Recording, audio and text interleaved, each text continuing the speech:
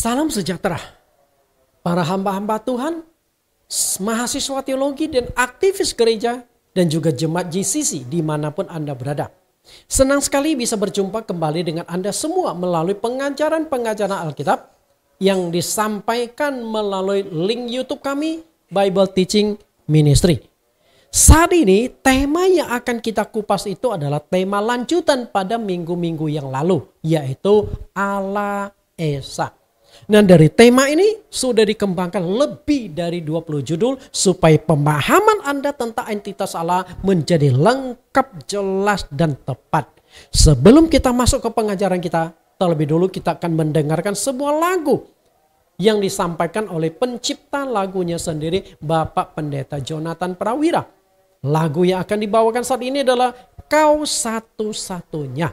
Artinya, Allah itu hanya ada satu. Nah, masalahnya adalah siapakah Allah yang satu ini? Semoga melalui lagu ini dan melalui pelajaran sesi ini pemahaman kita akan lebih tepat. Mari kita dengarkan lagu ini.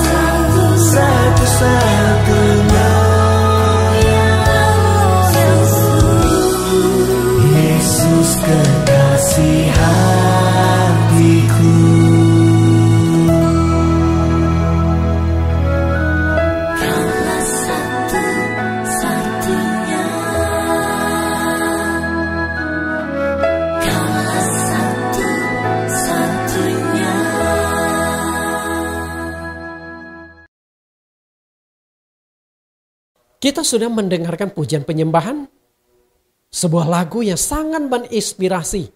Semoga lagu ini menjadi pengantar kita untuk memasuki pelajaran kita. Dan kita akan awali dengan berdoa kepada Tuhan. Kita berdoa. Di dalam nama Tuhan Yesus Kristus kami berdoa. Terima kasih Tuhan, penyertaan-Mu yang luar biasa kepada kami. Sehingga sesi demi sesi dari seluruh rangkaian pelajaran sudah kami ikuti, sudah kami sampaikan, dan kami berdoa bahwa di sesi yang ke-16 ini pun Tuhan tetap menyertai memimpin kami. Sehingga apa yang akan disampaikan dapat ditangkap oleh seluruh pendengar baik di Indonesia maupun di luar negeri. Engkau sertai supaya elektronik peralatan yang kami pakai tetap prima dan bisa merekam dengan baik. Kami serahkan sepenuhnya di dalam nama Yesus Kristus dan kami siap belajar. Amin. Bapak Ibu, seperti yang saya jelaskan bahwa tema mengenal pribadi Allah yang Maha Esa ini, tema ini sangat panjang. Karena itu saya siapkan itu lebih dari 20 judul. Kita lihat 1 sampai 10. Nah kemudian dari 11 sampai 20. Semua judul-judul ini sudah saya buatkan di dalam Alkitab, di dalam link YouTube. Tinggal Bapak Ibu yang belum sempat menonton bisa melink kembali di dalam YouTube Bible Teaching Ministry. Agar Bapak Ibu bisa mengikuti sesi demi sesi itu dengan baik. Dan yang akan kita kupas pada hari ini adalah sesi yang ke-16. Allah Tritunggal dari sudut pandang Yesus. Apakah Yesus mengajarkan Allah Tritunggal atau tidak? Nah itulah yang akan kita kupas di dalam sesi yang ke-16. Selanjutnya ada sesi 21, 22, 23. Dan ini bisa terus berkembang. Sepanjang Tuhan membukakan, menginspirasikan kepada hamba yang kecil ini.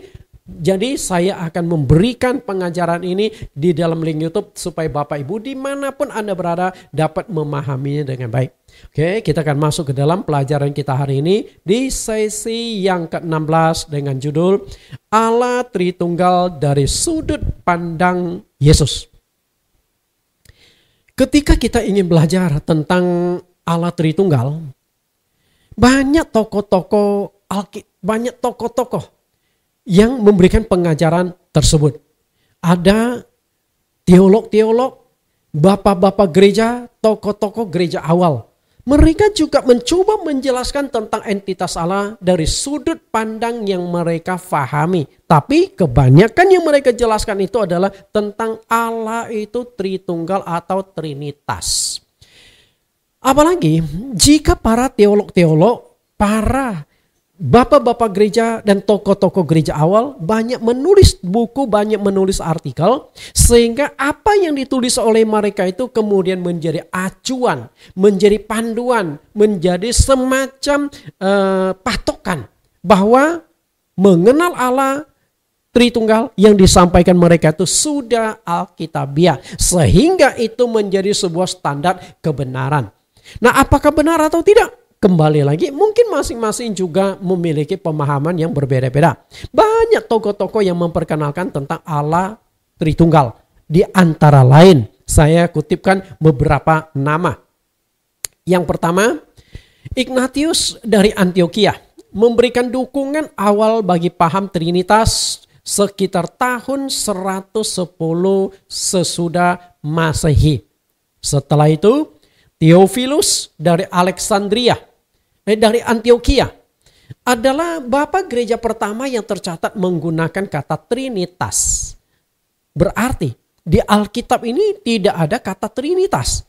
Justru kata Trinitas diserap, dimasukkan dari filsafat dari agama-agama pagan bagi penyembahan berhala, dimasukkan ke dalam ajaran Kristen, muncullah yang namanya Trinitas atau Trinity.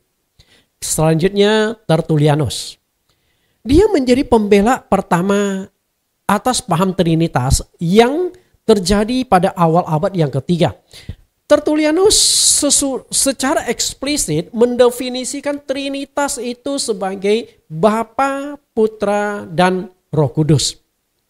Jadi yang secara eksplisit, secara terang-terangan menyebut Allah itu ada 3 pribadi. Dalam konteks ada Bapa, ada Anak, ada Roh Kudus, itu adalah Tertullianus. Dan saat itu karena ada yang tidak setuju dengan paham Tritunggal, sehingga mereka coba menawarkan Allah tunggal, Allah Esa, mungkin Unitarian, mungkin juga only Yesus atau oneness.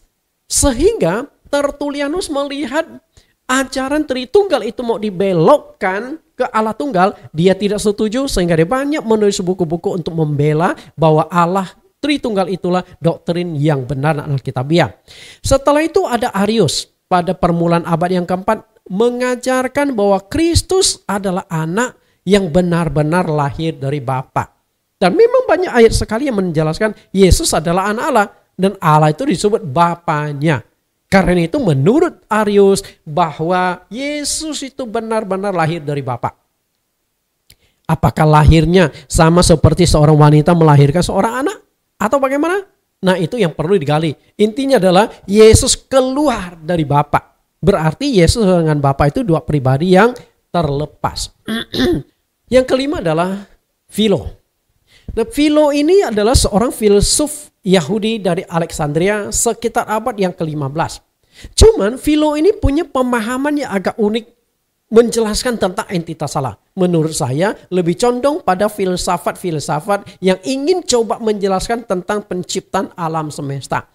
Philo mengajarkan bahwa Bapa adalah pencipta dari alam semesta yang dikenal dengan the demigior atau sang pencipta. Sedangkan kuasa dalam melakukan penciptaan itu dilukiskan sebagai seorang ibu dan bumi itu dilukiskan sebagai seorang anak hasil ciptaan. Jadi dia mengambil satu keluarga, ada bapa, ibu dan anak untuk melukiskan bagaimana hubungan Allah Tritunggal itu sendiri. Benar atau tidak kembali pada penilaian masing-masing. Bapak Ibu yang saya kasihi, sebenarnya masih banyak tokoh-tokoh lain. Dan itu Anda bisa lihat kembali dalam sesi pelajaran awal mula munculnya konsep Tritunggal berdasarkan fakta-fakta sejarah saya jelaskan di sana. Ini 5 tokoh ini sebagai contoh-contoh saja. Bapak Ibu, apa yang terjadi? Seandainya ajaran Anda itu benar, tapi masalahnya adalah ajaran Anda itu berbeda dengan apa yang sudah dipercaya, sudah dipegang oleh mayoritas selama ini, Anda itu pasti dianggap salah ajaran Anda. Karena seringkali mayoritas itu dijadikan sebagai patokan di dalam sebuah kebenaran. Kalau banyak yang ikut, banyak yang setuju, berarti benar. Sedangkan kalau yang sedikit berarti salah.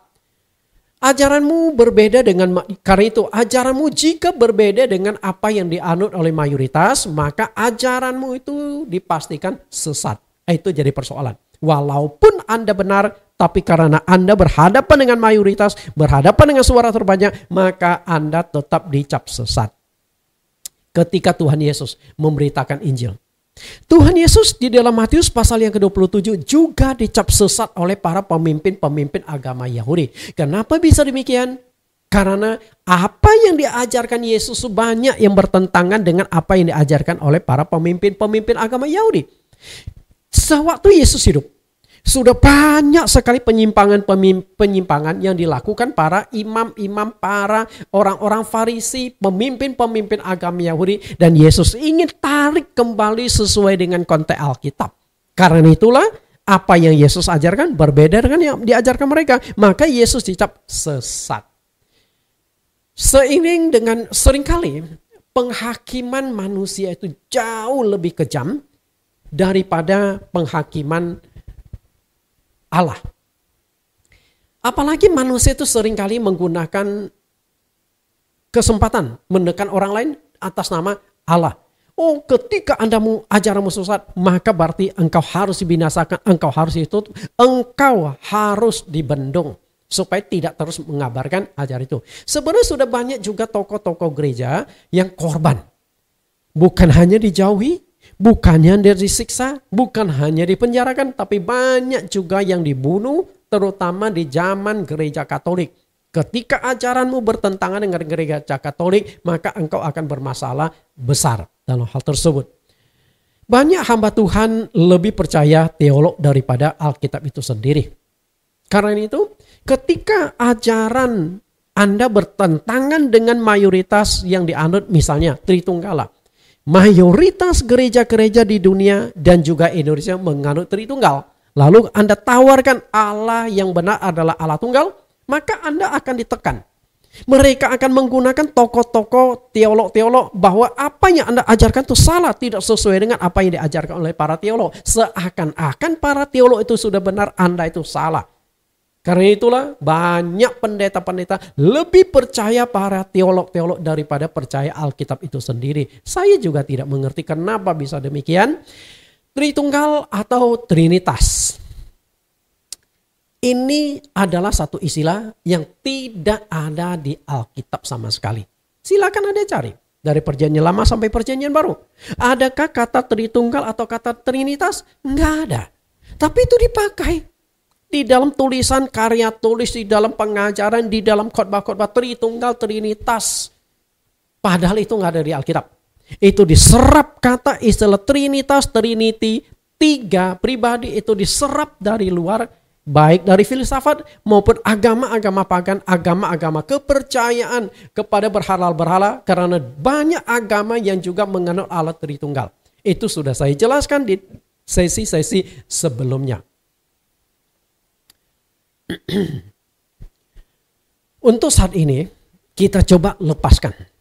Kita tinggalkan para teolog-teolog, para tokoh-tokoh gereja, para bapak-bapak gereja awal. Bukan berarti kita tidak menghormati mereka. Sejenak di sesi 16 kita tinggalkan dan kita belajar sumbernya langsung tentang entitas Allah, yaitu melalui Yesus Kristus. Pertanyaannya adalah, apakah Yesus Kristus mengajarkan doktrin Tritunggal atau Trinitas atau tidak? Nah, kalau tidak, seharusnya yang kita belajar itu adalah kepada Yesus, tidak mengajarkan doktrin Tritunggal. Tritunggal dari sudut pandang Yesus. Kebenaran yang paling tepat bukan menurut para teolog, melainkan menurut Tuhan Yesus. Karena sentris atau sentralisasi penyembahan kita, sentralisasi pengenalan kita, sentralisasi standar ajaran kita adalah Yesus Kristus. Karena itu seharusnya apa yang diajarkan Yesuslah yang kita ikuti, bukan apa yang diajarkan oleh para teolog-teolog tersebut. Apakah Tuhan Yesus mengajarkan doktrin Tritunggal? Itu permasalahannya. Nah, kalau Tuhan Yesus tidak mengajarkan doktrin Tritunggal, berarti itu bukan sebuah kebenaran yang layak kita ikuti, yang kita jadikan pegangan. Karena itu untuk memahami sesi yang ke-16 ini ada 5 subjudul yang akan kita kupas. Yang pertama, Tuhan Yesus menegaskan bahwa Allah itu Esa. Yang kedua, Yesus memperkenalkan Bapa itu dengan makna kiasan. Yang ketiga, aku dan Bapa adalah satu. Berarti jika kita sudah mengenal Yesus atau melihat Yesus, berarti kita sudah mengenal dan sudah melihat Bapa itu sendiri. Yang keempat, aku sudah ada sebelum Abraham ada. Nah, yang bagian keempat ini kita akan belajar konteks waktu. Kemudian yang kelima, Yesus berkuasa di bumi dan di sorga. Seharusnya yang berkuasa di bumi dan di sorga adalah Allah. Tetapi kenapa Yesus berkata dia yang berkuasa di bumi dan sorga? Lalu bagaimana posisi Allah itu sesungguhnya? Kita lihat kelima poin tersebut. Kita mulai poin yang pertama atau subjudul yang pertama. Tuhan Yesus menegaskan bahwa Allah itu Esa. Allah itu Esa. Pada umumnya hamba-hamba Tuhan mengutip Injil Matius 28 ayat 19 sebagai ayat acuan tentang Trinitas. Kita lihat ayatnya, Matius 28 ayat 19. Karena itu pergilah, jadikanlah semua bangsa muridku dan baptislah mereka dalam nama Bapa dan Anak dan Roh Kudus. Para penganut doktrin Tritunggal memakai Matius 28 ayat 19 itu mengacu sebagai dasar utama doktrin tentang Trinitas. Karena di sini kesan seakan-akan ada 3 pribadi. Ada Bapa, ada Anak, dan ada Roh Kudus. Yang ingin kita coba gali di sini adalah anak. Anak. Sang anak atau Yesus Kristus adalah salah satu dari 3 oknum yang dipercaya penganut Tritunggal. Pertanyaan kita adalah, apakah Yesus Kristus yang merupakan salah satu oknum itu juga setuju, juga mengajarkan bahwa Allah itu memang ada 3 pribadi? Nah, jika Yesus Kristus yang merupakan bagian dari Trinitas atau Tritunggal itu tidak mengajarkan bahwa Allah ada 3 pribadi, berarti doktrin Tritunggal menjadi tanda tanya besar. Matius 28 ayat 19 menjadi tanda tanya besar. Apakah benar yang dimaksudkan di sini itu berbicara tentang pribadi atau hanya sebutan untuk 3 pribadi itu? Sebutan untuk 1 pribadi itu. Bagaimana menjelaskan penjelasan Tuhan Yesus tentang entitas Allah? Apakah Allah itu ada 3 pribadi? Kita lihat penjelasan Yesus di Markus pasal 12 ayat 29. Markus 12 ayat 29. Jawab Yesus, hukum yang terutama ialah dengarlah hai orang Israel. Tuhan itu Allah kita. Tuhan itu Esa. Di dalam ayat ini sebenarnya sudah sangat jelas, sangat terang, sangat lugas Tuhan Yesus menyampaikan bahwa doktrin yang benar tentang entitas Allah adalah doktrin Allah Esa atau Allah itu tunggal, Allah itu hanya ada 1. Dengarlah hai orang Israel, Tuhan itu Allah kita dan Tuhan itu Esa. Tuhan itu hanya ada 1, Tuhan itu tunggal, tidak ada Allah lain selain Allah Sang Pencipta itu sendiri. Nah, kalau Yesus Kristus sendiri yang bagian dari Tritunggal ini menegaskan bahwa Allah itu hanya ada 1. Kenapa para penganut Tritunggal masih berusaha memaksakan dan mengajarkan bahwa Allah itu ada 3 pribadi? Kenapa bisa demikian? Bapak Ibu, Yesus loh yang bagian dari 3 oknum itu loh. Dia juga tidak setuju bahwa Tritunggal itu adalah sebuah kebenaran. Mengapa hamba-hamba Tuhan lebih percaya para teolog-teolog yang menafsirkan Allah itu ada 3 pribadi daripada percaya kepada Yesus Kristus itu sendiri? Saya tidak mengerti. Aneh tapi nyata. Kenapa sampai posisi Yesus ada di bawah para teolog-teolog? Kenapa bisa demikian? Anda mengutip ajaran para teolog boleh-boleh saja. Tapi jangan sampai ajaran para teolog itu melebihi Yesus. Seharusnya Yesus di atas, para teolog itu hanya mendukung, menjelaskan tentang Yesus. Betul nggak? Nah, hari ini kita belajar tentang Yesus. Apakah Yesus setuju dengan Tritunggal? Yesus sendiri dengan jelas dan lugas mengatakan Allah itu Esa. Dan Esa itu harus kita pahami bahwa itu adalah 1, bukan 2, bukan 3 atau seterusnya. Ekad. Ya 1.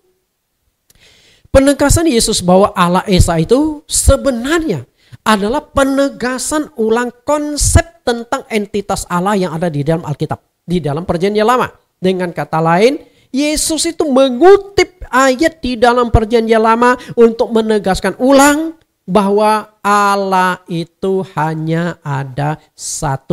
Berarti di dalam Alkitab Perjanjian Lama sampai Perjanjian Baru itu tetap konsisten memperkenalkan bahwa Allah itu hanya ada 1 pribadi, bukan 2, bukan 3 pribadi. Inilah yang disebut konsistensi kebenaran Alkitab. Kita lihat ayat mana yang dikutip oleh Tuhan Yesus dari Perjanjian Lama. Allah. Konsep Perjanjian Lama di Ulangan pasal 6 ayat 4. Dengarlah hai orang Israel. Tuhan itu Allah kita dan Tuhan itu Esa.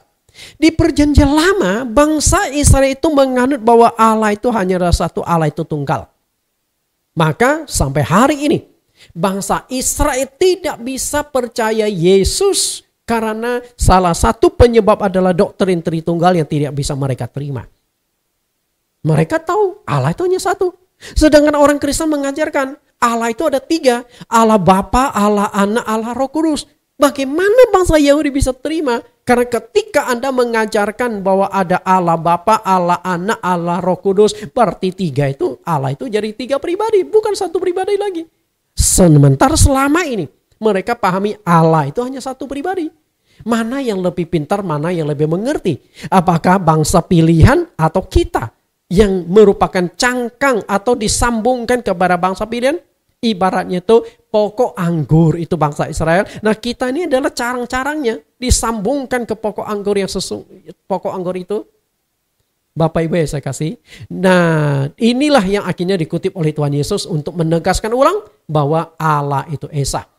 Markus 12 ayat 29 jawab Yesus, hukum yang terutama ialah dengarlah hai orang Israel, Tuhan itu Allah kita dan Tuhan itu Esa. Penegasan ulang ini berarti Yesus juga setuju bahwa Allah itu Esa, Allah itu hanya ada satu, bukan dua, bukan tiga pribadi. Berarti Tuhan Yesus tidak mengajarkan tentang konsep Tritunggal, melainkan Allah Tunggal, Allah itu Esa. Apalagi di dalam Alkitab tidak ada satu ayat pun yang mengatakan Allah itu ada tiga pribadi. Tidak ada sama sekali. Tadi saya sudah katakan kata Trinitas atau Tritunggal saja tidak ada di Alkitab. Lalu bagaimana ketika kita baca di Alkitab kesan seakan-akan Allah itu jamak, seakan-akan Allah itu lebih dari satu pribadi? Bapak Ibu, banyak memang. Banyak ayat-ayat di Alkitab yang terkesan seakan-akan bahwa Allah itu jamak lebih dari satu pribadi. Namun ketika Anda menemukan ayat-ayat tersebut, Anda harus hati-hati, harus memahami yang dengan baik-baik. Jangan sampai Anda terjebak sehingga menjelaskan Allah itu jadi politeisme. Lebih dari satu. Kita kutip satu ayat. Perhatikan ayat ini ada kalimat tunggal dan jamaknya. Yohanes 1:1 pada mulanya adalah firman, firman itu bersama-sama dengan Allah dan firman itu adalah Allah. Kalimat ini ada tunggal dan ada jamak. Jamaknya adalah bersama-sama dengan Allah. Bagaimanapun Anda jelaskan, bagaimanapun Anda memberikan keterangan, menguraikan, kata bersama-sama itu nggak mungkin sendiri. Ibarat, di sini ada sekelompok orang, tiba-tiba saya datang. Lalu salah satunya bertanya, Pak Nathan datang dengan siapa? Oh saya datang bersama-sama dengan ini. Nah mereka pasti ngelok kiri kanan.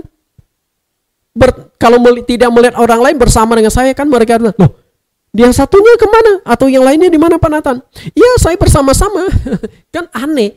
Bersama-sama itu lebih dari satu. Bisa dua, bisa tiga, bisa lebih dari tiga. Tapi setelah itu ditunggalkan lagi. Pak, firman itu adalah Allah dan firman mulanya adalah firman. Firman itu bersama-sama dengan Allah dan firman itu adalah Allah. Jadi main tunggal jamak. Ketika kita tidak memahaminya maka kita akan terjebak. Maka di bagian bawah ini saya ada jelaskan arti kiasan. Jadi harus memahami juga dari makna kiasan. Yang kedua, Yesus memperkenalkan Bapa dengan makna kiasan. Ketika memperkenalkan jati diri Allah Bapa, Yesus seringkali menggunakan makna kiasan. Salah satunya adalah yang diungkapkan oleh Tuhan Yesus di dalam Yohanes pasal 16 ayat 25. Yohanes 6 ayat 25. Perhatikan kata kiasan di dalam ayat ini. Yohanes 6 ayat yang ke-25. Sesudah itu semuanya ini aku katakan kepadamu dengan kiasan. Akan tiba saatnya aku tidak lagi berkata-kata kepadamu dengan kiasan, tetapi terus terang memberitahukan Bapa kepadamu. Perhatikan kata kiasan. Ku katakan dengan kiasan. 2 kali Yesus menekankan tentang kiasan. Apa itu kiasan? Yesus memperkenalkan Bapa itu dengan kiasan berarti bukan makna sesungguhnya. Makna simbolis, makna kiasan, makna perbandingan, bukan makna sesungguhnya. Berarti ketika Yesus menceritakan tentang Bapa bukan makna sesungguhnya bahwa Bapa itu benar-benar ada. Bisa saja yang dimaksudkan Yesus Bapa itu adalah dirinya sendiri. Tapi ketika dia tinggal di dalam dunia, dia kan gak mungkin menyebut dirinya adalah Bapa. Dirinya adalah Allah. Gak bisa. Karena itu bahasa kiasan itu bukan bahasa matematis. Bukan ilmu pasti. Berarti harus ditafsirkan. Ketika Anda salah tafsir, ya sudah salah ajar. Bahasa matematis itu adalah bahasa ilmu pasti. Misalnya, 2 tambah 2. Siapapun Anda yang bisa berhitung pasti setuju. 2 tambah 2 adalah 4. Ketika Anda katakan 2 tambah 2 adalah 6. 2 tambah 2 adalah 5. 2 tambah 2 adalah 3. Berarti Anda sudah salah tafsir. Salah memahami. Bukan ilmu pasti lagi.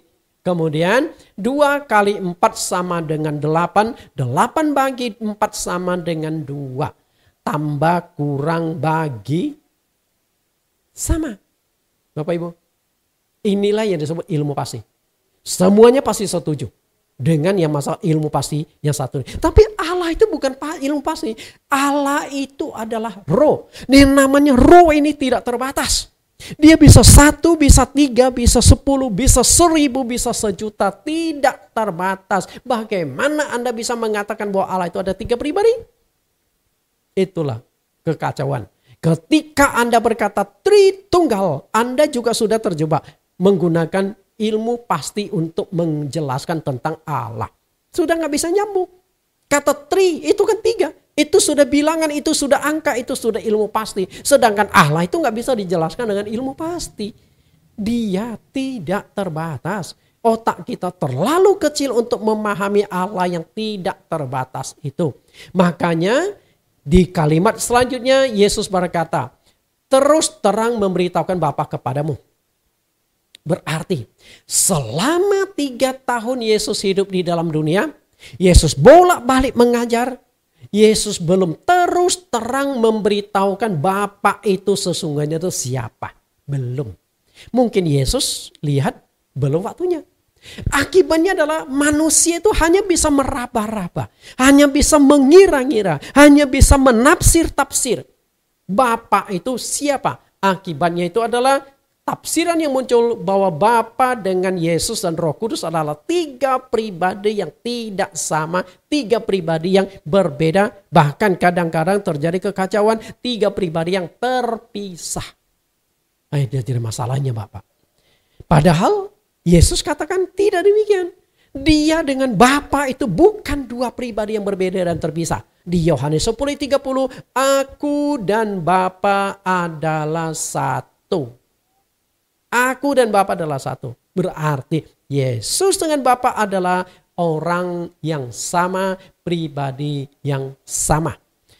Karena Yesus tidak berterus terang memperkenalkan entitas Bapa, melainkan dengan bahasa kiasan, maka sangat berpotensi terjadinya kesalahan tafsir yang menimbulkan doktrin yang berbeda-beda satu dengan yang lain. Maka bahasa kiasan ini berdampak memunculkan doktrin Dui Tunggal. Murid-murid juga sempat beranggapan Yesus dengan Bapa itu 2 pribadi yang berbeda dan terpisah. Nanti saya akan jelaskan di bagian bawah. Nah, kemudian potensi menimbulkan doktrin yang lain yaitu Tritunggal atau Trinitas. Padahal menurut saya yang namanya doktrin Dui Tunggal, yang namanya doktrin Tritunggal itu adalah konsep pikiran manusia. Pemahaman manusia tentang Allah. Padahal Allah bukan seperti yang kita pahami selama ini. Dui Tunggal lah, Tritunggal lah. Padahal dia adalah tunggal Allah itu Esa. Di dalam Alkitab banyak sekali kata-kata kiasan yang Yesus pakai untuk melukiskan bagaimana hubungan dia dengan Bapa di sorga. Antara lain, ini contoh-contoh lain ya. Aku melakukan pekerjaan Bapa. Berarti pekerjaan itu milik Bapa. Yesus hanya pelaksana. Maka karena Yesus hanya pelaksana, maka Yesus itu disebut utusan. Aku diutus oleh Bapa. Kalau utus berarti kan ada 2. Yang mengutus dan yang diutus. Yang mengutus lebih besar daripada yang diutus. Lalu aku anak Allah. Ini kan kiasan semua. Anak Allah. Emangnya Allah kapan beranak? Bagaimana cara Allah beranak? Ini kan bahasa kiasan, bukan makna sesungguhnya. Sama seperti anak tangga. Emangnya tangga itu punya anak? Tangga itu bisa beranak? Kan enggak. Itu hanya sebuah istilah bahwa kita mau naik ke lantai 2 itu ada jembatan penghubung yang disebut sebagai tangga. Nah, step by step itu adalah anak tangga. Kemudian aku datang dan kembali kepada Bapa, dari Bapa kembali kepada Bapa. Bapa lebih besar dari aku datang dalam nama Bapa, Bapa yang bersaksi tentang aku dan lain sebagainya. Masih banyak contoh-contoh, masih banyak ayat-ayat lain yang menjelaskan bahwa Allah yang mengungkapkan hubungan Yesus dengan Bapa yang terkesan seakan-akan ada dua pribadi yang berbeda dan terpisah. Yang ketiga, aku dan Bapa adalah satu. Aku dan Bapa adalah satu. Kita lihat dulu ayatnya, sangat pendek tetapi penuh dengan makna. Aku dan Bapa adalah satu, Yohanes 10 ayat 30. Jika Yesus dengan Bapa adalah satu pribadi dengan sendirinya. Ketika kita mengenal Yesus berarti sudah kenal Bapa. Ketika kita melihat Yesus berarti sudah melihat Bapa. Itu kan seharusnya seperti itu. Kalau memang Yesus dengan Bapa itu satu pribadi. Dan ternyata itu benar. Yesus juga ungkapkan, Yesus juga tegaskan tentang kesatuan dia dengan Bapa. Kita lihat bagaimana dialog antara Tuhan Yesus dengan murid-muridnya. Yohanes pasal yang ke-14 ayat yang ke-7. Sekiranya kamu mengenal aku, pasti kamu juga mengenal Bapakku. Nah, kalimat yang ke bawah itu yang sangat penting. Sekarang ini kamu mengenal dia dan kamu telah melihat dia. Perhatikan kalimat aktifnya. Present. Okay? Present. Sekarang ini, saat ini, kalian itu sudah melihat Bapa. Kalian itu sudah mengenal Bapa. Jelas nggak? Mestinya jelas. Tapi apa yang ditungkapkan Tuhan Yesus di Yohanes pasal 14 ayat yang ke-7. Kalau sudah kenal aku, sudah kenal Bapa, sudah melihat aku, sudah melihat Bapa, tetap tidak masuk di dalam otak murid-murid. Karena selama ini murid-murid juga terkontaminasi. Allah itu ada dua pribadi. Nah, saya pinjam istilah Pak Erasmus, mungkin istilahnya adalah Allah besar dan Allah kecil. Allah mayor dan Allah minor. Allah mayor adalah yang ada di atas, di mana Yesus seringkali berdoa kepada dia, sedangkan Allah minor itu adalah Yesus Kristus. Karena satu sisi murid-murid juga sudah mulai percaya bahwa Yesus itu adalah Allah, Yesus adalah Tuhan. Tapi mereka juga bingung, berarti ada dua Tuhan. Ketika Yesus katakan kalimat 7, ayat 7, mereka tidak paham. Mau bertanya, tidak berani. Maka saling sikut-sikutan. Yang satu mengikut yang lain. Coba kan mau tanya dong, jelas sama guru kita. Saya yakin Petrus pun kena sikut. Coba tanya dong apa ini maksudkan. Kamu kan kepala rasul. Petrus geleng-geleng kepala. Karena Petrus juga takut kena semprot. Nah, akhirnya yang kena sikut mungkin yang terakhir kali namanya Filipus. Lalu Filipus mulai bertanya. Waktu Filipus bertanya itu bukan bertanya untuk dirinya sendiri, tapi bertanya untuk mewakili teman-teman. Karena dia juga melihat teman-temannya masih pada bingung semua, melongok semua. Maka Filipus menggunakan kata ganti orang ketiga jamak. Filipus berkata, Tuhan, tunjukkanlah Bapa itu kepada kami. Itu sudah cukup bagi kami. Nangkep gak? Berarti kalimat di ayat 7 itu kalau sudah lihat aku, sudah lihat Bapa, mengenal aku, sudah mengenal Bapa, belum paham mereka. Mereka minta Yesus tunjukkan Bapa. Kalimat itu dalam mereka minta Yesus menghadirkan Bapa di sorga di sampingnya. Pertanyaan saya kepada Anda adalah, Yesus kan maha kuasa. Yesus kan sanggup melakukan apapun, tidak ada mustahil bagi Tuhan. Sanggup tidak? Yesus menghadirkan Bapa di sorga di samping dia. Sanggup tidak? Sanggup. Kalau Anda katakan sanggup, berarti Anda belum memahami Allah itu dengan benar. Tidak sanggup dan gak bisa. Kalau Yesus benar-benar hadirkan Bapa di sorga di samping dia, celakalah doktrin kita. Berarti kita bukan menyembah Allah Esa. Ada dua pribadi yang kita sembah. Bapa dengan Yesus. Dua-duanya Allah. Ini kan jadi kacau. Allah jamak. Akhirnya pertanyaan Filipus ditanggapi Yesus dengan teguran. Telah sekian lama aku bersama-sama kamu Filipus, namun engkau tidak mengenal aku. Dengan kata lain begini, Filipus, lu ini kelewatan ya. 3 tahun loh, siang malam kita bersama. Kamu tidak mengenal aku. Bukankah keilahian bahwa aku adalah Allah sudah aku tunjukkan. Membangkitkan orang mati, meredakan angin ribut, melakukan tanda-tanda mujizat. Apa yang kurang? Tidak percayakah? Barang siapa telah melihat aku, ia telah melihat Bapa. Bagaimana engkau meminta tunjukkan Bapa itu kepada kami? Lalu ditutup oleh Tuhan Yesus di ayat yang ke-10. Tidak percayakah engkau bahwa aku di dalam Bapa, Bapa di dalam aku? Apa yang aku katakan kepadamu tidak aku katakan dari diriku sendiri, tetapi Bapa yang diam di dalam aku, dialah yang melakukan pekerjaannya. Bapak Ibu yang saya kasih, jelaskan. Coba perhatikan lebih jauh kalimat ini. Tidak percayakah engkau bahwa aku di dalam Bapa, Bapa di dalam aku? Penganut Tritunggal juga tidak percayakah engkau bahwa Yesus ada di dalam Bapa, Bapa di dalam Yesus? Tidak mengertikah engkau? Nah, kalau engkau percaya dan mengerti, seharusnya Yesus dengan Bapa itu orangnya sama. Bagaimana ada katakan Yesus dengan Bapa itu orang yang berbeda, dua pribadi yang berbeda? Betul? Yesus ada di dalam Bapa, Bapa ada di dalam Yesus. Kalimat ini sudah sangat jelas, tegas dan terang benderang bahwa Yesus dan Bapa adalah pribadi atau oknum yang sama. Sama. Di dalam kok. Di dalam Yesus ada Bapa, di dalam Bapa ada di dalam Yesus. Itu satu kesatuan. Ya, satu kesatuan. Lalu mengapa penganut Tritunggal masih berkeras dan berusaha memaksakan diri menafsirkan bahwa Yesus dengan Bapa adalah dua pribadi yang berbeda? Kenapa berusaha memisahkan Yesus dengan Bapa? Udahlah, terima saja Yesus itu adalah Bapa, Yesus itulah Allah itu sendiri. Kalimat-kalimat kiasan harus kita pahami dengan baik, jangan sampai salah kaprah. Atau mungkin penganut doktrin Tritunggal tidak memahami rahasia tentang Yesus. Paulus menyingkapkan ada sebuah rahasia besar tentang Allah di dalam Yesus Kristus.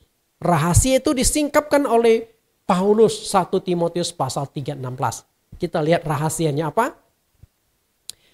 1 Timotius pasal 3:16. Dan sesungguhnya agunglah rahasia ibadah kita. Dia yang telah menyatakan dirinya dalam rupa manusia. Dibenarkan dalam roh, yang menampakkan dirinya kepada malaikat-malaikat, diberitakan di antara bangsa-bangsa yang tidak mengenal Allah, yang dipercaya di dalam dunia, diangkat dalam kemuliaan. Bapak Ibu yang saya kasih, perhatikan kata rahasia. Rahasia berarti sesuatu yang masih terselubung, sesuatu yang masih misteri, sesuatu yang belum terungkapkan. Nah, ini coba diungkap oleh Paulus supaya kita dapat memahami, dapat mengerti. Ini pun berdasarkan pengalaman Paulus. Awalnya Paulus juga tidak percaya Yesus itu adalah Tuhan. Tidak percaya. Maka dia berusaha membunuh pengikut-pengikut Yesus. Berusaha meredam penyebaran agama Kristen. Menurutnya agama Yahudi yang benar. Nah, ketika di dalam perjalanan di Damsik itulah Yesus menampakkan diri dalam satu sinar yang sangat terang. Lalu ada suara, Saulus, Saulus, mengapa engkau menganiaya aku? Bagaimana jawab Saulus? Siapakah engkau Tuhan? Berarti Saulus itu tidak mengenal Tuhan dengan baik. Setelah itu Yesus memperkenalkan diri. Akulah Yesus yang kau aniaya itu. Nah, mulai setelah pertobatan itu step by step pengenalan Paulus kepada Tuhan Yesus semakin dalam sampai dia temukan sebuah kesimpulan di dalam 1 Timotius. Dia ungkapkan sebuah rahasia. Yesus adalah Allah yang menyatakan diri dalam rupa manusia. Dia yang telah menyatakan diri dalam rupa manusia, dia ini adalah Allah. Nah, Allah yang menyatakan diri dalam rupa manusia berarti Allah yang menjadi manusia. Nah, kemudian diberitakan kepada bangsa-bangsa yang tidak mengenal Allah. Karena dengan mengenal Yesus berarti sudah mengenal Bapa. Melihat Yesus sudah melihat Bapa. Menerima Yesus berarti sudah menerima Bapa. Itu dia masalahnya. Karena itulah tidak cukup hanya percaya kepada Allah. Maka di Yohanes 14 ayat 1 Yesus katakan, percayalah kepada Allah, percayalah juga kepadaku. Kalau percaya kepada Allah saja yang dianut oleh agama-agama lain tidak cukup. Tapi harus percaya juga kepada Yesus. Karena Yesus adalah Allah itu sendiri. Karena tidak mengerti, maka mereka tidak percaya, tidak bisa menerima bahwa Yesus adalah Allah yang menjadi manusia. Allah yang inkarnasi menjadi manusia. Ketika Anda tidak percaya Yesus adalah Allah yang menjadi manusia, Anda tidak ada bedanya dengan agama-agama lain yang tidak percaya Yesus. Benarkah? Anda sih boleh disebut Kristen. Tapi ketika engkau tidak percaya, Yesus adalah Allah yang menyatakan diri dalam rupa manusia, Anda tidak ada bedanya dengan agama lain. Percaya kepada Allah, tapi tidak percaya Yesus adalah Allah itu sendiri. Kita lihat kembali Yohanes 10:30, aku dan Bapa adalah satu. Jika Bapa dan Yesus adalah satu pribadi yang sama, dengan sendirinya nama Bapa dan nama Yesus seharusnya juga sama, betul nggak? Kalau ada dua nama, itu berarti alias. Mestinya kalau Bapa dan Yesus itu satu pribadi, namanya juga harus sama. Dan faktanya memang sama. Bahwa Yesus adalah nama dari Allah Bapa. Kenapa saya bisa sambil mengambil sebuah kesimpulan bahwa Yesus adalah nama dari Allah Bapa? Kita lihat kutipan doa Yesus kepada Bapa di sorga. Di Yohanes 17 ayat 11. Kita kutip isi doa Tuhan Yesus. Tapi kita harus memahami dulu kesan seakan-akan ada dua pribadi. Ada Bapa dan ada anak. Anak berdoa kepada Bapa di sorga. Tapi kita kutip kalimatnya dulu. Dan aku tidak ada lagi di dalam dunia. Tetapi mereka masih ada di dalam dunia. Dan aku datang kepadamu ya Bapa yang kudus. Peliharalah mereka dalam namamu. Yaitu namamu yang telah engkau berikan kepadaku. Supaya mereka menjadi satu sama seperti kita. Peliharalah mereka. Itu murid-murid. Dalam namamu. Yaitu namamu yang engkau berikan kepadaku. Berarti Bapa di sorga itu punya sebuah nama. Kemudian nama Bapa dikasihkan kepada anak. Artinya apa? Nama Bapa adalah Yesus Kristus. Betul enggak? Lalu kita lihat kembali ayat 12. Selama aku bersama-sama dengan mereka, aku memelihara mereka dalam namamu. Yaitu namamu yang telah engkau berikan kepadaku. Aku telah menjaga mereka dan tidak ada seorang pun dari mereka yang binasa selain daripada dia yang telah dia tentukan untuk binasa. Supaya genaplah yang tertulis dalam kitab suci. Sekali lagi Yesus tegaskan. Namamu. Aku telah memelihara mereka dalam namamu. Yaitu namamu yang engkau berikan kepadaku. Yesus kan sedang berbicara dengan Bapa. Yesus berkata, Bapa punya nama kasihkan kepada saya. Kapan peristiwa nama Bapa itu dikasihkan kepada anak? Peristiwanya itu adalah ketika Maria sedang mengandung. Dan saat itu Yusuf mau menceraikan Maria secara diam-diam. Malaikat datang kepada Yusuf dan berkata, jangan takut mengambil Maria sebagai istrimu. Sebab anaknya di dalam kandungannya adalah dari Roh Kudus. Istrimu akan melahirkan seorang anak laki-laki. Nanti diberi nama dia Yesus. Itu peristiwanya di sini. Bapak Ibu yang saya kasihi, Yohanes 5:43. Aku datang dalam nama Bapakku. Berarti Yesus datang bukan namanya sendiri. Tapi dia datang dengan memakai nama Bapa. Nama Bapa itu siapa? Ya Yesus. Karena kita kenalnya dia Yesus. Karena itu ketika kita menerima Yesus berarti kita sudah menerima Bapa di sorga. Melihat Yesus berarti sudah melihat Bapa di sorga. Lihat kembali Yohanes 10:30, aku dan Bapa adalah satu. Perhatikan kata satu. Satu mengacu pada satu pribadi. Nah, kalau pribadi Yesus dengan Bapa itu sama, orang yang sama, seharusnya juga menjadi satu nama. Artinya nama Bapa dengan nama anak sama. Namanya adalah Yesus Kristus. Nah, kalau begitu Yesus adalah Allah yang Esa. Nah, itulah pemahaman saya. Bahwa Yesus itu adalah Allah yang Maha Esa. Yesus adalah Sang Pencipta. Yesus adalah yang melakukan penyelamatan atas seluruh manusia. Yang keempat. Yang keempat ini kita akan belajar tentang konteks waktu. Konteks waktu. Yesus berkata, aku sudah ada sebelum Abraham sudah Allah. Sebelum Abraham ada.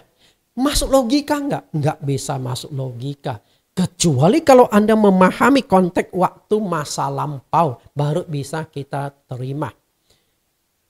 Ketika kita ingin mengenal Yesus, kita dengan benar, kita juga harus mengenal Yesus dalam konteks waktu. Dan Yesus juga menjelaskan konteks waktu dalam pengenalan kepada Dia. Coba kita baca di Wahyu. Wahyu 1 ayat 8. Aku adalah Alfa dan Omega, firman Tuhan Allah, yang ada dan yang sudah ada dan yang akan datang. Perhatikan konteks waktu ini, yang ada. Oke, yang ada. Artinya dia tidak ada awal, tidak ada akhir. Sebelum segala sesuatu ada, dia sudah ada. Lalu kata yang kedua, yang sudah ada. Berarti sebelum lahir ke dunia, Yesus sudah ada. Betul? Yang akan datang. Artinya dunia hancur, nanti dia akan datang kembali. Dari awal sampai akhir, Yesus adalah satu-satunya. Maka Yesus berkata, aku adalah Alfa dan Omega. Alfa dan Omega berarti yang awal dan yang akhir. Kata Alfa Omega itu adalah huruf atau abjad Yunani. A dan huruf Z. Kalau dalam bahasa Latin. Kemudian satu kalimat yang sangat kuat untuk menegaskan entitas Allah dalam diri Yesus. Yesus berkata, yang maha kuasa. Seharusnya yang maha kuasa itu hanya ada satu. Nggak mungkin ini maha kuasa, itu juga maha kuasa. Berarti mahanya itu sudah nggak bisa dipakai. Maha kuasa itu selalu mengacu pada satu, Allah Sang Pencipta. Kalau Yesus mengatakan aku adalah yang maha kuasa, berarti secara terselubung Yesus sudah memproklamirkan dirinya, dia adalah Allah yang maha kekal. Allah yang Esa, Allah satu-satunya. Sebelum segala ada, dia sudah ada. Ayat Wahyu 22:13, aku adalah Alfa dan Omega, yang pertama dan yang terakhir, kemudian yang awal dan yang akhir. Jadi sudah penutup. Yesus adalah sentral dari segala sesuatu. Berarti Yesus adalah sentral dari seluruh penyembahan manusia.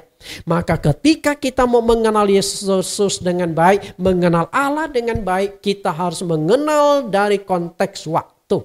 Kita lihat 3 fase waktu mengenal jati diri Yesus. Fase yang pertama perjanjian lama, fase yang kedua masa transisi, dan fase yang ketiga perjanjian baru.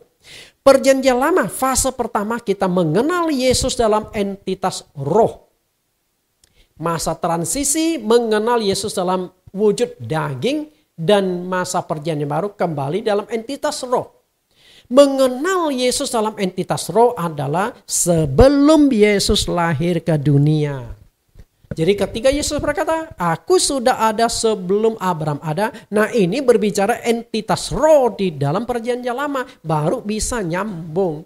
Kemudian wujud daging adalah mengenal Yesus selama 33 tahun hidup di dunia sebagai manusia.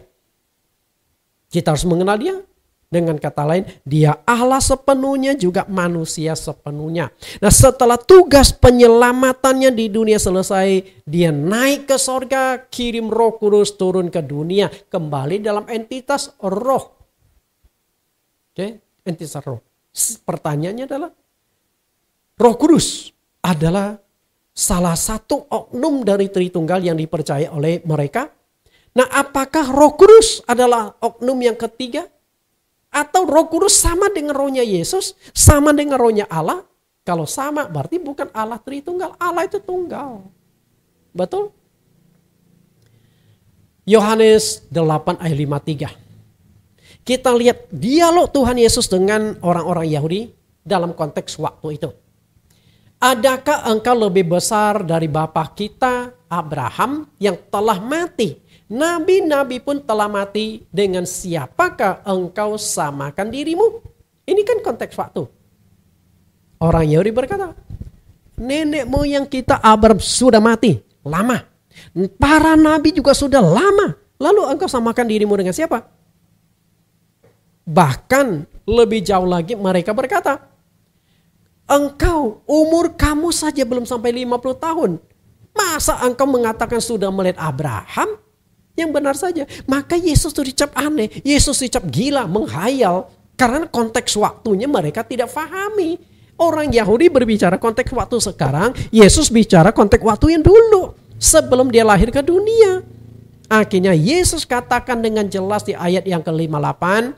Aku berkata kepadamu, sesungguhnya sebelum Abraham jadi aku telah ada. Artinya sebelum Abraham lahir ke dunia aku sudah ada. Bisa nangkap gak di sini Bapak Ibu konteks waktunya? Berarti artinya apa? Yesus. Perkataan Yesus dalam ayat ini sebenarnya sudah sangat jelas membahas tentang konteks waktu sebelum Yesus lahir ke dunia. Dengan kata lain, Yesus adalah Allah yang dikenal dan disembah oleh Abraham dan para nabi di Perjanjian Lama. Namun dari semua tokoh-tokoh Perjanjian Lama, mungkin pemahaman Abraham tentang Yesus lebih jelas, lebih dalam dibandingkan dengan nabi-nabi lain. Itulah sebabnya Abraham disebut sahabat Allah. Yang namanya sahabat tidak ada sesuatu yang rahasia. Allah terus terang. Allah memperkenalkan dirinya dengan jelas kepada Abraham. Berarti yang lebih memahami siapakah Yesus Kristus adalah Abraham, nenek moyang bangsa Israel. Karena dari Abraham lah nanti munculnya nabi-nabi lain. Berarti Abraham itu sentralnya.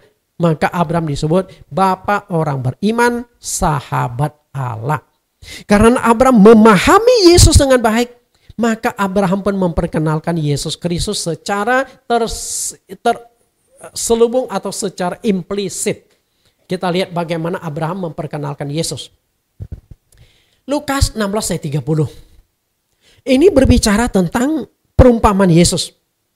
Tentang orang kaya dan orang miskin yang bernama Lazarus. Dua-duanya hidup di dunia. Setelah itu mereka meninggal.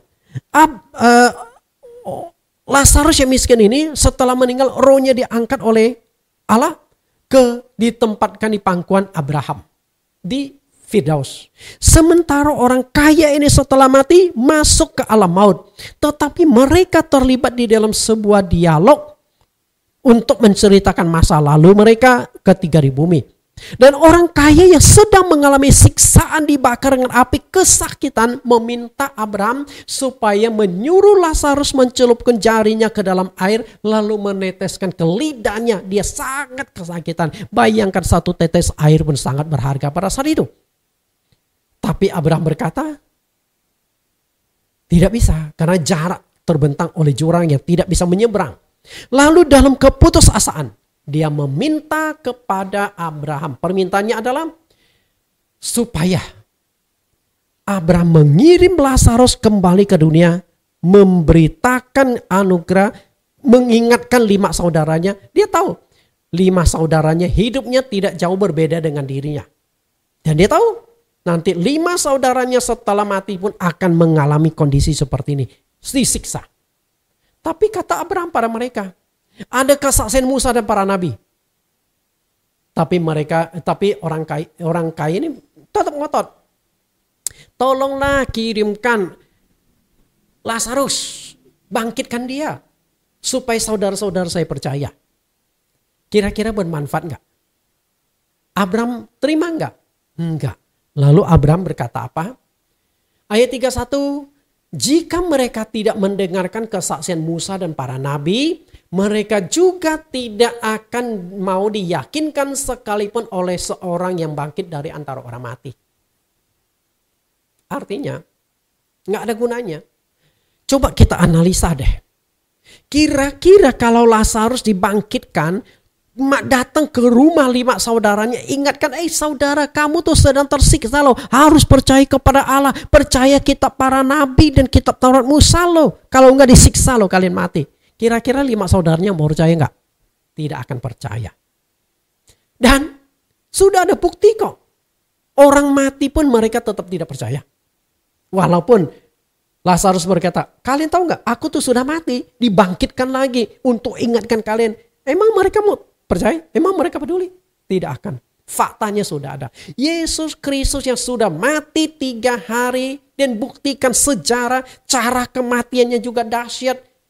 Setelah itu bangkit dari kematian, sampai hari ini tetap orang tidak mau percaya. Mana ada nabi yang seperti Yesus Kristus?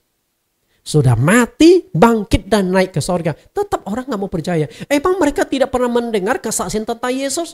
Pernah. Tapi mereka beranggapan, itu mah bisa-bisanya kitab suci kalian. Gak percaya, tetap gak percaya. Bapak Ibu yang saya kasihi, perkataan Abraham, kesaksian Musa dan para nabi. Sebenarnya kesaksian Musa dan para nabi itu mengacu pada siapa? Kita lihat di Lukas pasal yang ke-24 ayat 44.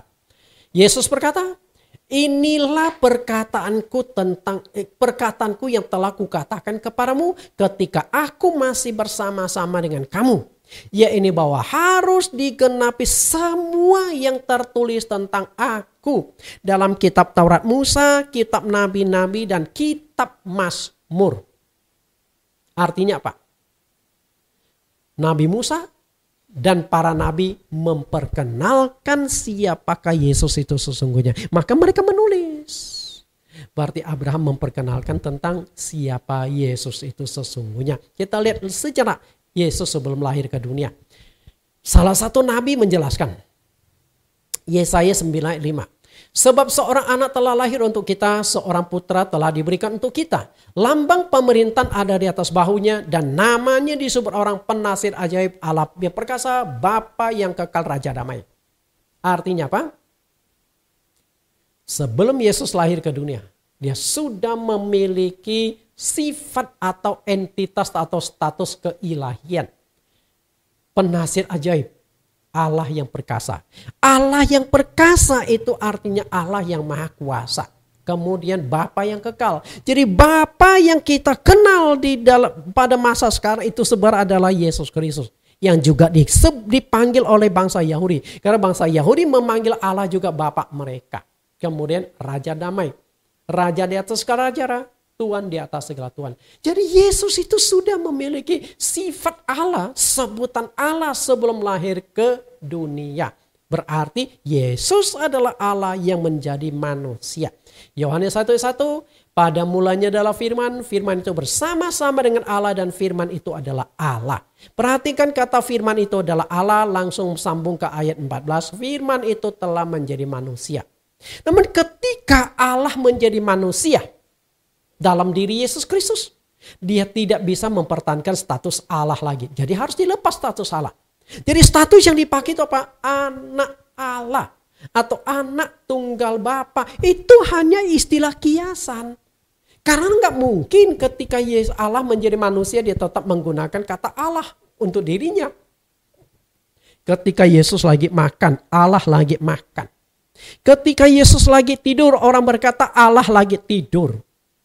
Ketika Yesus lagi mandi, orang berkata, oh Allah lagi di kamar mandi. Lagi mandi tuh. Kan aneh.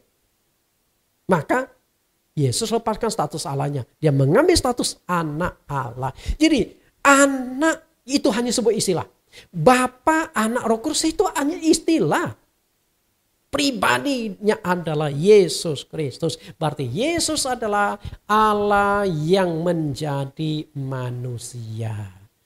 Nah kalau Yesus adalah Allah yang menjadi manusia, berarti doktrin Allah Tritunggal bagaimana kita jelaskan? Perjanjian lama Yesus, transisi Yesus, perjanjian baru tetap Yesus. Artinya only Yesus. Yesus only one. Atau mungkin juga oleh kelompok tertentu mereka menyebut dirinya oneness. Yesus satu-satunya. Dan yang terakhir, Yesus berkuasa di bumi dan di sorga.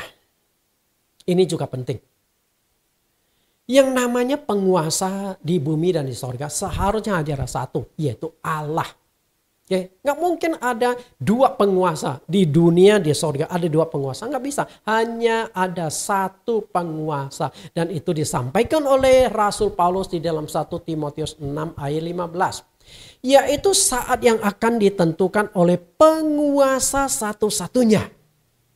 Dan yang penuh bahagia, raja di atas segala raja dan tuan di atas segala tuan. Walaupun Paulus tidak secara implisit menjelaskan di sini adalah Yesus, tapi sudah terselubung sebuah makna rahasia, tuan di atas segala tuan, raja di atas segala raja. Siapakah itu? Di dalam kitab Wahyu menjelaskan raja di atas segala raja-raja, tuan di atas segala tuan itu adalah Yesus Kristus sang anak domba. Berarti Yesus adalah penguasa satu-satunya. Dan Yesus penguasa satu-satunya pun dia tegaskan di Matius pasal 28 ayat 17-18. Ayat 17, ketika melihat dia mereka menyembahnya, tetapi beberapa orang ragu-ragu. Ketika Yesus berhadapan dengan iblis pada pencobaan di padang gurun, Yesus pernah menghadapi iblis dan berkata, "Nyala iblis, engkau harus menyembah kepada Adam, hanya satu-satunya engkau boleh berbakti." Artinya hanya satu yang boleh disembah. Malaikat tidak boleh disembah, manusia tidak boleh disembah, apalagi setan tidak boleh disembah. Satu-satunya yang boleh disembah itu adalah Allah. Tapi di sini orang menyembah Yesus, Yesus tidak melarang. Berarti secara terselubung Yesus sudah mengakui dirinya, memproklamirkan diri, aku adalah Allah yang layak disembah. Ayat 18. Kata Yesus mendekati mereka dan berkata, kepadaku telah diberikan segala kuasa di sorga dan di bumi. Diberikan itu juga makna kiasan. Sama seperti Bapa mengutus Yesus. Bapa memberikan kuasa kepada Yesus menguasai dunia dan di sorga. Itu sebenarnya makna kiasan. Okay? Tapi kita tangkap dulu inti dari makna di sini adalah Yesus berkuasa di bumi dan Yesus berkuasa di sorga. Kita tangkap dulu maknanya. Yang namanya penguasa di bumi dan di sorga seharusnya hanya ada satu, yaitu Allah sendiri. Kalau begitu, ketika Yesus berkuasa di bumi, Yesus berkuasa di sorga, posisi Allah itu ada di mana? Apakah Allah hilang kuasanya? Allah tidak ada kekuatan lagi? Satu-satunya jawaban yang jelas adalah Yesus itu adalah Allah itu sendiri. Kalau begitu, Yesus berkuasa di bumi, Yesus berkuasa di sorga, berarti Allah berkuasa di bumi dan berkuasa di sorga. Kalau begitu Yesus adalah Allah. Kalau Yesus adalah Allah, berarti Yesus memperkenalkan bukan Trinitas tapi satu-satunya. Yesus justru memperkenalkan ajaran Allah pribadi. Oneness. Sebab itu yang lebih tepat yang diajarkan oleh Yesus daripada Tritunggal. Yesus adalah satu-satunya penguasa, juga ditegaskan oleh Yudas. Banyak teolog percaya bahwa Yudas ini adalah adiknya Yesus sendiri. Kita lihat apa yang dikatakan Yudas. Yudas 1:4, sebab ternyata ada orang tertentu yang telah masuk menyusup ke tengah-tengah kamu, yaitu orang-orang yang telah lama ditentukan untuk dihukum. Mereka adalah orang-orang fasik yang menyalahgunakan kasih karunia Allah kita untuk melampiaskan hawa nafsu mereka, dan yang menyangkal satu-satunya penguasa dan Tuhan kita Yesus Kristus. Nah, ini sangat jelas. Yudas berkata, satu-satunya penguasa. Berarti penguasa tidak ada dua atau tiga, hanya ada satu. Lalu siapakah penguasa satu-satunya? Tuhan kita Yesus Kristus. Berarti Yesus adalah penguasa di bumi, Yesus adalah penguasa di sorga. Yesus berkuasa di bumi. Kita lihat. Yesus berkuasa di bumi dan Yesus berkuasa di sorga. Kita lihat sedikit lagi. Nama Yesus Kristus berkuasa di bumi. Berkuasa atas 3 dimensi alam. Itu dijelaskan oleh Rasul Paulus. Efesus 2:10. supaya di dalam nama Yesus bertekuk lutut segala yang ada di langit dan yang ada di atas bumi dan yang ada di bawah bumi. 3 dimensi alam. Langit, bumi, di lautan. Yesus berkuasa. Wah, luar biasa nama Yesus. Luar biasa otoritas Yesus. Dan ayat yang ke-11. Dan segala lidah mengaku Yesus Kristus adalah Tuhan bagi kemuliaan Allah Bapa. Berarti Yesuslah yang berkuasa bumi, di langit, di bumi, dan di bawah bumi. Atau di dalam perut bumi. Di dalam lautan. Kenapa demikian? Karena Yesus Kristus adalah satu-satunya Tuhan. Oke, satu-satunya Tuhan. Lalu, Yesus berkuasa di sorga. Yesus berkuasa di sorga itu dalam konteks dia sebagai hakim. Karena semuanya ujung-ujungnya akan menghadapi penghakiman Tuhan. Baik manusia maupun setan. Berarti Tuhan Yesus akan menghakimi manusia. Tuhan Yesus juga akan menghakimi setan-setan pada akhir zaman. Kita lihat Tuhan menghakimi manusia. Yohanes 5 ayat 22. Bapa tidak menghakimi siapapun.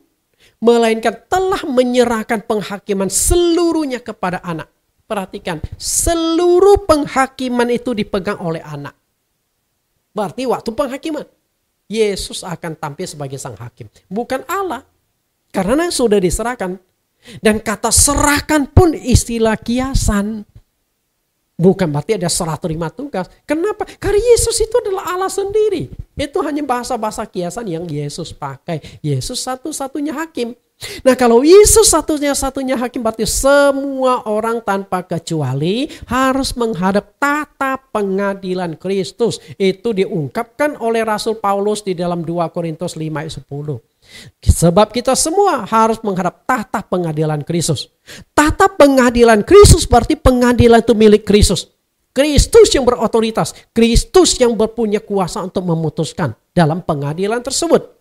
Supaya setiap orang memperoleh apa yang patut diterimanya sesuai dengan yang dilakukannya dalam hidup ini, baik ataupun jahat. Saya, Anda, semua orang, baik percaya pada Yesus atau tidak, akan menghadapi sidang pengadilan Kristus.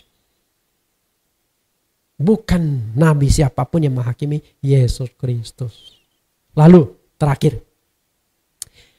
Tuhan Yesus akan menghakimi iblis, si jahat itu. Ketika kita hidup, kita berhadapan dengan si jahat dan hidup kita kelimpungan menghadapi si jahat. Di Matius pasal 8 ayat 28 ke bawah menceritakan tentang orang kerasukan setan di Gerasa yang bernama Legion. Legion itu bukan nama, tapi istilah. Legium. Satu legium sama dengan 6.000 tentara, personil tentara di Romawi. Berarti satu legium adalah satu divisi tentara. Tapi lain kata legion itu bukan bermakna 6.000 personil lagi, tapi sudah bermakna banyak. Maka Tuhan Yesus ketika bertanya kepada orang yang kerasukan setan itu menjawab, nama kami adalah legion. Artinya banyak. Bapak Ibu. Nah, orang yang kerasukan setan ini, Yesus sedang berdialog dengan orang kerasukan setan ini. Yesus ini tidak sedang berdialog dengan orangnya, tapi setan yang ada di dalam tubuhnya. Kemudian ayat yang ke-28. Dan mereka pun berteriak katanya, apa urusanmu dengan kami? Hai anak Allah, adakah engkau kemari untuk menyiksa kami sebelum waktunya? Iblis mengenal Yesus dengan cukup baik. Karena sama-sama dunia roh. Kita kan dengan Yesus kan, dengan Allah kan kita dunia nyata, Allah di dunia roh. Jadi kita mengenalnya samar-samar. Karena mengenal samar-samar, maka terciptalah doktrin yang keliru tentang entitas salah. Nah, iblis tahu bahwa mereka pun akan dihakimi Tuhan Yesus. Maka di sini mereka protes. Kan waktunya belum. Kenapa engkau menyiksa kami sebelum waktunya? Berarti mereka juga sedang menunggu penghakiman. Sama seperti kita. Sedang menanti penghakiman pada akhir zaman. Dan kita tidak bisa lolos. Ternyata iblis juga tidak bisa lolos dari penghakiman. Nah, kalau Yesus yang akan menghakimi iblis, berarti Yesus adalah Allah. Karena hanya Allah yang bisa menghakimi iblis. Malaikat nggak bisa menghakimi iblis. Karena iblis juga awalnya dari malaikat. Jadi satu-satunya yang menghakimi iblis itu adalah Allah. Dan kalau Yesus yang bisa menghakimi iblis, berarti Yesus itu adalah Allah. Sudah sangat jelas. Semoga Anda memahami pemahaman atau penjelasan Tritunggal dari sudut pandang Tuhan Yesus. Tuhan berkati. Kita berdoa. Di dalam nama Tuhan Yesus, Allah kami, Bapa kami berdoa. Terima kasih Tuhan, kami sudah disingkapkan satu kebenaran lagi. Bagaimana sudut pandang Engkau tentang Trinitas? Apakah Engkau mengajarkan Trinitas? Topik pelajaran ini sudah membuktikan Engkau tidak mengajarkan tentang Trinitas. Tapi justru Engkau mengajarkan tentang Allah itu Esa. Semoga kami belajar, semoga kami bisa imani, bisa mengerti bahwa Engkau adalah Allah yang Esa itu sendiri. Kami bersyukur, kami mendapatkan pengajaran demikian. Kami disingkapkan, Engkau adalah satu-satunya Allah. Terima kasih Tuhan, semoga semakin banyak orang yang dicerahkan, yang dibukakan, yang disingkapkan untuk menerima kebenaran ini. Dengan demikian, mereka kembali pada Alkitab sebagai kebenaran. Terima kasih Tuhan. Demikian doa permohonan kami di dalam nama Tuhan Yesus. Amin. Bapak Ibu, kita akan mendengarkan sebuah lagu penutup, Tinggikan Dirimu. Kalau Yesus itu adalah Allah, Yesus layak ditinggikan. Nama Allah, nama Yesus layak diagungkan. Kita dengarkan pujian penyembahan ini.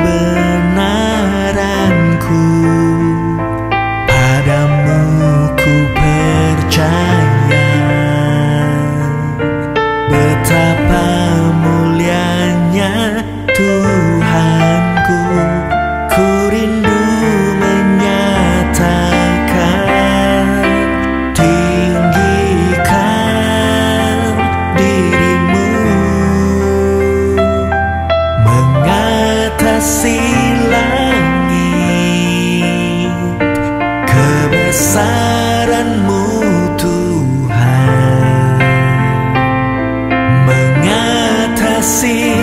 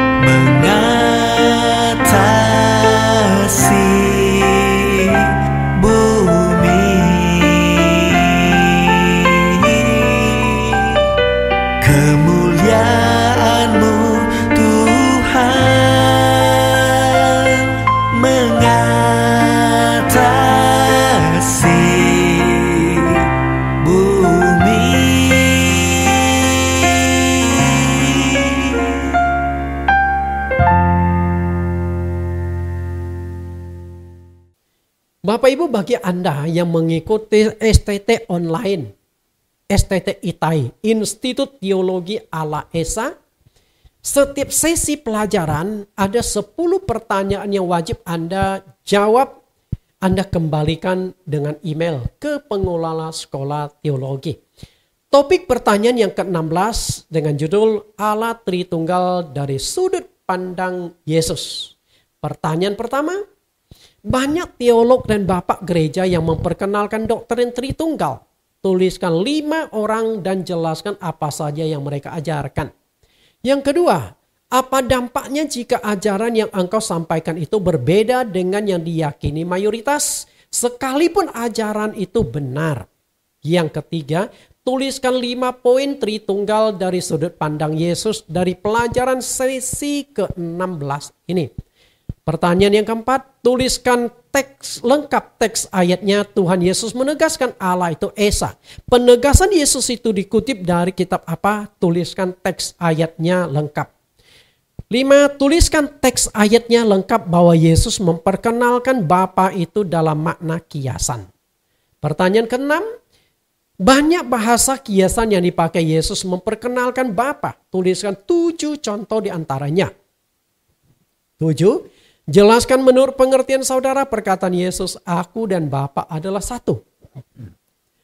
Pertanyaan ke-8. Rahasia apakah yang disampaikan Rasul Paulus dalam 1 Timotius 3:16 tentang entitas Allah? Yang ke-9, Yesus sudah ada sebelum Abraham ada, padahal rentang waktunya begitu jauh. Bagaimana Anda jelaskan hal ini? 10. Bagaimana Anda membuktikan bahwa Yesus itu yang berkuasa di bumi dan di sorga, seperti yang Yesus katakan di Matius 28 ayat 18. Ketik rapi, jawab dan kirim email kembali ke pengelola STT ITAI. Tuhan Yesus berkati.